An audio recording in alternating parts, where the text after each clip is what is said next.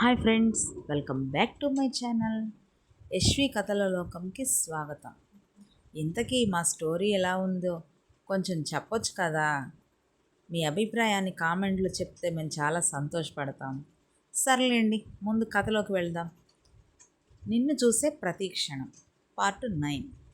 రాజేశ్వరి శాన్వీల పొగరబోతు మాటలకు వివేక్ ముఖం కోపంతో కందగడ్డల మారింది. చందన కళ్ళలో నీళ్లు తిరుగుతుంటే వివేక్ ఆమెను తన వెనక్కి జరిపి సింహంలో రాజేశ్వరిపై తిరిగాడు.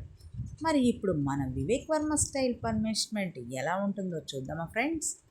పనిపిల్ల, పల్లెటూరి టైప్, చండాలపు వాసన, ఇవే కదా మీరు అన్న మాటలు?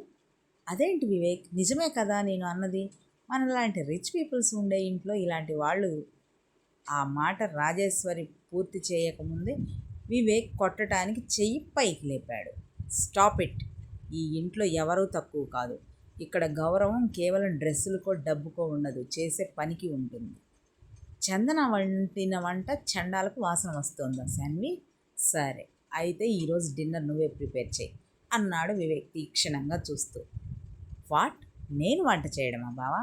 I don't even know have to switch on the stove. అది నాకు అనవసరం.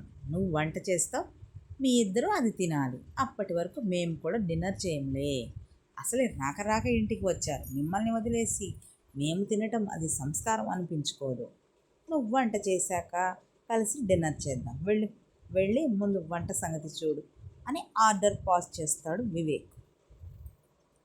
వివేక్ కళ్ళలో కోపం చూసిన రాజేశ్వరి కూడా ఇక ఏమీ మాట్లాడలేకపోయింది. శాన్వి తన ఖరీదైన మేకప్ని కాపాడుకుంటూ వంటగదిలోకి వెళ్ళింది.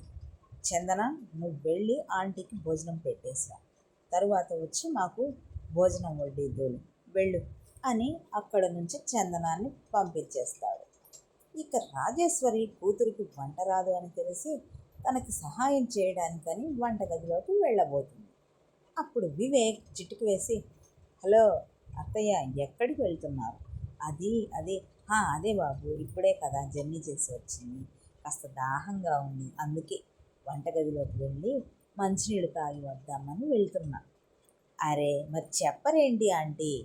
ఇదిగో ఇక్కడ టేబుల్ మీద వాటర్ ఉన్నాయి, తాగండి అని చెప్తాడు రాజేశ్వరి. ఓరి దేవుడో, నా కూతురికి అసలే వంట రాదు, స్టవ్ వెలిగించటమే రాదు, అలాంటిది ఇది వంటగదిలో ఏం చేస్తుందో ఏమో అని నేను లోపల కంగారు పడుతూ చస్తుంటే ఈ వివేక్ బాబేమో నన్ను వంటగదిలోకే వెళ్ళనివ్వట్లేదు, ఇప్పుడు ఏం చెయ్యాలా అని అనుకుంటూ ఉంటుంది. తను ఏమనుకుంటుందో ఊహించిన వివేక్ మాత్రం ఆమె కంగారును చూసి వంకరగా నవ్వుకుంటాడు. ఇక అక్కడ వంటగదిలో ఎక్కడ ఏమేమి ఉన్నాయో వంట ఆమెని అడిగి తన ఫోన్ని ఉపయోగించి యూట్యూబ్ ఓపెన్ చేసి అందులో సింపుల్గా ఉండే ఐటమ్స్ ఎంచుకొని వంట చేయడం మొదలు పెడుతుంది శాన్వి. ఉల్లిపాయలు కోస్తుంటే కళ్ళల్లో నీళ్లు, పోపు వేస్తుంటే ఆ సెగకి శాన్వి ముఖమంతా చెమటలు. ఉప్పు బదులు పంచదార, కారం బదులు ఏదో మసాలా వేసి ఎలాగోలా వంట పూర్తి చేసేసింది. ఇక గంట తర్వాత శాన్వి వండిన వంటలు తీసుకొచ్చి డైనింగ్ టేబుల్ మీద పెట్టింది.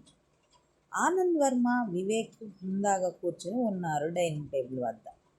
కూర్చో శాన్వి, అత్తయ్య మీరు కూడా కూర్చోండి, వడ్డించు శాన్వి, వడ్డించుకోండి అన్నాడు వివేక్.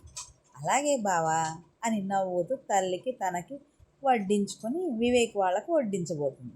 శాన్వి, ఆ వంట మీరు మాత్రమే తినాలి అని చెప్పాను కదా, మాకు చందన వండిన వంట ఉందిలే, మీరు కానివ్వండి.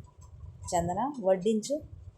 చూడటానికి అన్నం కూరలు అన్నీ బాగానే ఉన్నాయి, మరి తింటే ఎలా ఉంటాయి ఏంటో, అసలు నేను ఉంటానా పోతానా అని రాజేశ్వరి పైకి అనుకున్న కూతురు గురించి లోపల అనుకుంటూ ఉంటుంది.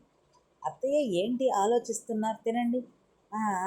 అలాగే బాబు అని శాన్వి, రాజేశ్వరి ఇద్దరు ఒకేసారి అన్నం ముందు నోట్లో పెట్టుకుంటారు. థూ, ఏంటే ఇది, ఇంట్లో ఉన్న ఉప్పు అంతా వేసేసావా ఏంటే, ఇంత ఉప్పుగా ఇంకా చేదుగా కూడా ఉంది అని రాజేశ్వరి వాంతులు చేసుకున్నంత పని చేసింది. సేమ్ శాన్విది కూడా అదే పరిస్థితి. అప్పుడు వివేక్ గట్టిగా నవ్వుతూ, ఏమైంది అత్తయ్య, మీ కూతురు చేసిన హై క్లాస్ వంట నచ్చలేదా మీకు? చందన చేసిన వంట చండాలంగా ఉంది అన్నారు కదా, మరి ఇప్పుడు మీ కూతురు చేసిన ఈ స్టైలిష్ వంటకం ఏం పేరు పెడతారు అని కోపంగా అంటాడు వివేక్. ఇప్పుడు మీరు మాత్రం ఒక్క ముద్ద కూడా మిగల్చకుండా తినాలి, ఇది నా ఆర్డర్ అని అన్నాడు వివేక్. శాన్వి ఏడుస్తూ, ప్లీజ్ బావా నేను తినలేను అని ఏడుస్తూ బ్రతిమలాడుతూ ఉంటుంది. ఏంటి తినలేరా? అప్పుడు ఒకరి కష్టాన్ని తక్కువ చేయడం ఎంత ఈజీగా అనిపించిందో ఇప్పుడు ఆ కష్టాన్ని అనుభవించడం కూడా ఎంత కష్టమో తెలిసిందా శాన్వి నీకు అని అంటాడు వివేక్. చందన పల్లెటూరు అమ్మాయే కావచ్చు, కానీ ఆ చేతుల్లో అమృతం ఉంటుంది. మీరు వేసుకున్న మేకప్లో మీ ఖరీదైన బ్యాగుల్లో లేని సంస్కారం ఆమె దగ్గర ఉంది అని వివేక్ అంటుంటే రాజేశ్వరి, బాబు ఏదో తెలియక బుద్ధి తక్కువ అలా మాట్లాడాము, మమ్మల్ని క్షమించు బాబు అని అంటుంది. ఇక ఆనంద్ వర్మ అయితే మా వాడు వీళ్ళకి బాగా బుద్ధి చెప్పారు అని మనసులో అనుకుంటూ ఉంటాడు.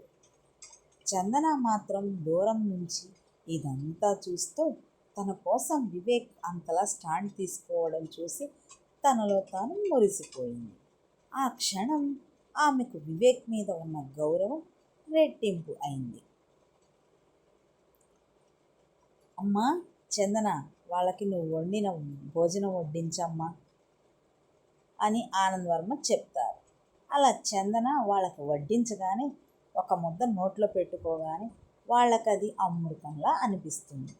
ఎప్పుడూ ఇంత రుచికరమైన భోజనం చేయలేదు అని ఆ రుచి వాళ్ళకి నచ్చి సిగ్గు లేకుండా పొట్ట ఫుల్ అయ్యేలా చందన చేత మరీ మరీ మరీ వడ్డించుకొని తింటారు. మరి స్టోరీ ఎలా ఉంది ఫ్రెండ్స్? మీకు నచ్చిందా లేదా? కొంచెం సపోర్ట్ చేయండి ఫ్రెండ్స్. మా స్టోరీ మీకు నచ్చినట్టయితే లైక్ అండ్ షేర్, సబ్స్క్రైబ్ చేయండి. మళ్ళీ రేపటి ఎపిసోడ్లో కలుద్దాం. Bye friends.